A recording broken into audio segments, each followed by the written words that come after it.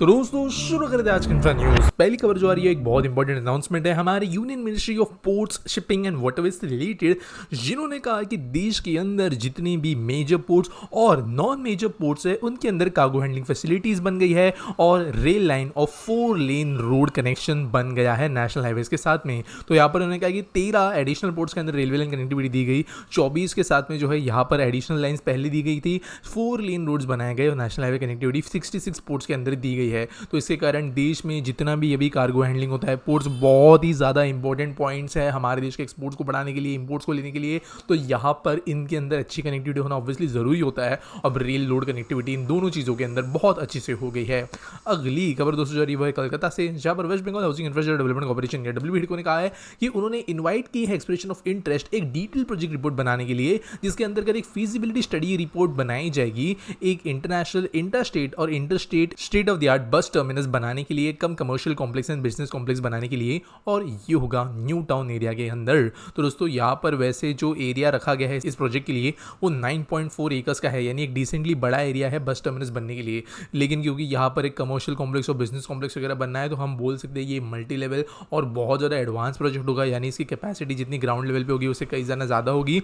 और जो action 2D plan है न्यू टाउन डेवलपमेंट का, उसके अंतर्गत ये प्रोजेक्ट बनाया जाएगा। तो वैसे ही सिर्फ ईओआई अनाउंस, अब फिजिबिलिटी रिपोर्ट बनेगी, अगर वो सही जाती है तो फिर डीपीआर बनेगा, उसके बाद में जो है आगे जाके कंस्ट्रक्शन एंड टेंडरिंग का प्रोसेस शुरू होगा। अगली दोस्तों जो खबर आ रही है वो फिर से वेस्ट बंगाल से है, जहां पर the confederation of West Bengal trade association CWBTA ने कहा है कि वो एक बिजनेस पार्क सेटअप करेंगे सिंगूर में। तो जो प्रेसिडेंट है उन्होंने यहाँ पर ये बात कही है, और जो ये बिजनेस पार्क होगा वो 67 एकर्स ऑफ लैंड या 200 बीघा लैंड के अंदर बनाया जाएगा, जहां पर क्यूमिन से लेकर डायमंड तक एक एक चीज एक रूफ के अंतर्गत बिजनेस कर सकेगी, ऐसा इन्होंने कहा है। साथ साथ दोस्तों यहाँ पर क्योंकि अब बड़े लेवल पे इंडस्ट्रीज डेवलप होगी, तो फूड, अकोमोडेशन, वर्कर्स के लिए, बच्चों के लिए स्कूल्स, ये चीज़ें भी यहाँ पर डेवलप की जाएगी ताकि इन इंडस्ट्रियल एरियाज में काम करने वाले लोगों को फैसिलिटीज मिल पाए। तो दोस्तों वेस्ट बंगाल के अंदर भी धीरे धीरे बड़े लेवल पे इंडस्ट्रियल इन्वेस्टमेंट आना शुरू हो रहा है।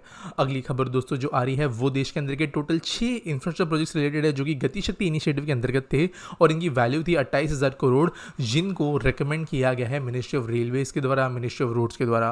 तो दोस्तों ये 53rd नेशनल प्लानिंग ग्रुप की मीटिंग थी, जहां पर इन प्रोजेक्ट्स के बारे में बात हुई। वैसे दोस्तों एक एक प्रोजेक्ट के बारे में हम यहाँ पे बात नहीं करेंगे, लेकिन यहाँ पर सारे जो प्रोजेक्ट्स है वो basically social empowerment, urban areas में कंजेशन को कम करना, रेल इंफ्रास्ट्रक्चर को बढ़ाना, नेटवर्क प्लानिंग करना, इन चीज़ों में बेहतरी ले आएगा। तो ओवरऑल देश के लॉजिस्टिक्स एंड ट्रांसपोर्ट रिलेटेड ये सारे प्रोजेक्ट्स है। अगली खबर दोस्तों जो आ रही है वो है पुणे मेट्रो सर्विस से, जो कि अभी कुछ दिन पहले शुरू हुई है अपने फेज 2 के अंतर्गत, और अभी ऐसा कहा गया है गवर्नमेंट के द्वारा कि ये सर्विस सभी 6 AM को शुरू होगी, ना कि 7 AM को। तो यहाँ पर दोस्तों मेट्रो जब से शुरू हुई है तब हर दिन रिकॉर्ड्स टूट रहे हैं राइडरशिप के, लोग इसको एक्चुअल में यूज़ कर रहे हैं। तो यहाँ पर डिमांड की गई थी स्पेशली कॉलेज स्टूडेंट्स के द्वारा कि ट्रेन जो है वो 6 बजे शुरू की जाए 7 बजे के बजाय, ताकि जो कॉलेज जाने वाले स्टूडेंट्स हैं वो टाइम पे पहुँच सके। तो यहाँ पर इसी चीज़ को देखते हुए तुरंत डिसीजन लिया गया है और अभी सर्विसेज जो है सुबह 6 AM से शुरू होगी। आने वाले समय में ज़्यादा रेक्स भी देखने मिलेगी, ज़्यादा फ्रीक्वेंसी भी देखने मिलेगी, और पूरा लाइन खुलने के बाद में obviously Pune metro one of the successful metro networks बनेगा देश के अंदर का। अगली दोस्तों जो खबर आ रही है वो है उत्तर प्रदेश से, जिन्होंने लैंड एक्वायर करने का काम शुरू कर दिया है न्यू नोएडा के लिए। तो दोस्तों यहाँ पर मैंने इसके बारे में आपको खबर दी थी कुछ दिनों पहले कि न्यू नोएडा या नए नोएडा के एक्सटेंशन के लिए काम चल रहा है, और गवर्नमेंट ने जो अभी लैंड एक्विजिशन के लिए ज़मीनें हैं उनको आइडेंटिफाई कर लिया है, और जल्दी जो एक्चुअल एक्विजिशन है यानी अपने नाम पे ज़मीन को करना वो शुरू होगा। तो दोस्तों जो मास्टर प्लान इस सिटी का नाम होने वाला है वो है दादरी नोएडा गाजियाबाद इन्वेस्टमेंट रीजन या DNGIR, और जो फाइनल स्टेज है ये अप्रूवल के लिए दे दिया गया है। तो नोएडा एक और लेवल पे, बड़े लेवल में एक्सपांड होगा। अगली दोस्तों जो खबर आ रही है वो है देश के फ्यूचर पब्लिक ट्रांसपोर्टेशन से रिलेटेड, जहां पर मेन बात आ रही है दिल्ली मेट्रो रेल कॉर्पोरेशन से, जहां पर MOU साइन किया गया है Indraprastha institute of information technology Delhi के साथ में, जिसके अंतर्गत यहाँ पर स्टेशन में 5G एक्सपीरियंस लगाने का काम किया जाने वाला है। तो दोस्तों यहाँ पर अभी ऐसा नहीं है कि देश के रेलवे स्टेशन के अंदर या मेट्रो स्टेशन के अंदर 5G कनेक्टिविटी नहीं है। मुंबई मेट्रो के अंदर, बेंगलुरु मेट्रो के अंदर कुछ कुछ जगहों पर आपको जो डेडिकेटेड 5G के जो स्टेशन है वो देखने मिलते हैं, लेकिन यहाँ पर ये एक फिर भी one of the kind project है, जहाँ पर dynamic advertisement, displace, passenger experience को प्रमोट करने वाले technological advancement, strategic decision making वगैरह के लिए टेक्नोलॉजिकल इंप्लीमेंटेशंस किए जाने वाले हैं। और अगली खबर जो आ रही है वो इसी से रिलेटेड है, जहाँ पर मैं स्पेशली 5G कनेक्टिविटी की बात करूंगा, जहाँ पर 30 ऐसे अंडरग्राउंड स्टेशन है जिनको अपग्रेड कर लिया गया है 5G कनेक्टिविटी के साथ में, और 3300 से लेकर 3600 मेगाहर्ट्ज के ये बैंड्स होंगे।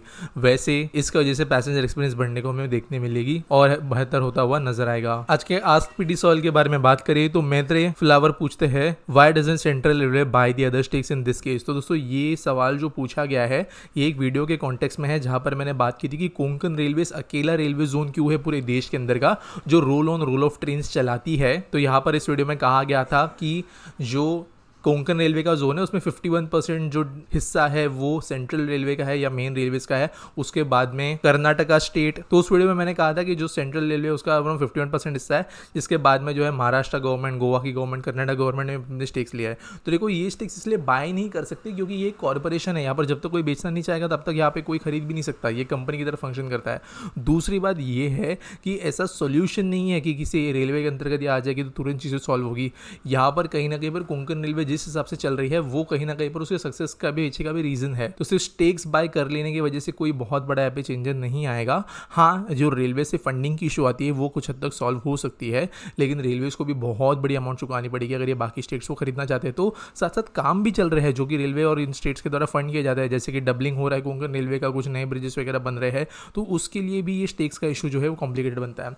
उम्मीद करता हूँ आपको सवाल का जवाब मिल गया होगा। आपके पास अगर कोई सवाल है आप नीचे मुझे कमेंट सेक्शन में पूछ सकते हो। अगर आपको कोई न्यूज़ सबमिट करनी है तो उसके लिए आपको डिस्क्रिप्शन में लिंक मिल जाएगी। मिलेंगे अगले वीडियो में।